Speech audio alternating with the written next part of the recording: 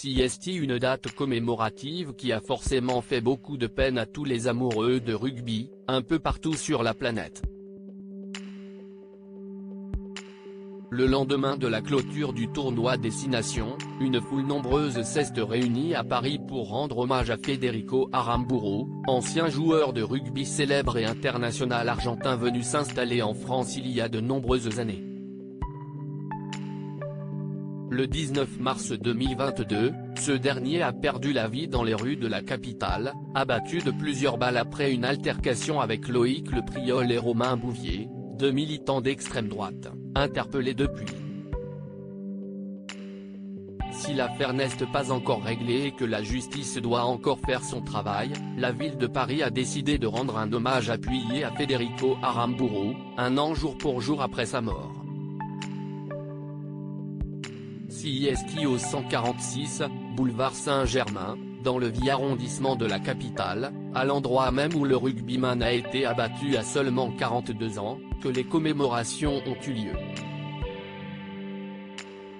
Une plaque a été dévoilée et sur laquelle on peut lire « Jamais plus une famille ne devrait être endeuillée à cause des idées et de la haine qui nichent dans les fanatismes comme celui de l'extrême droite ». Le père du rugbyman en larmes, un moment très émouvant et un hommage en présence de Maria Aramburu, la veuve de l'Argentin. Toutes les photos sont à retrouver dans le diaporama.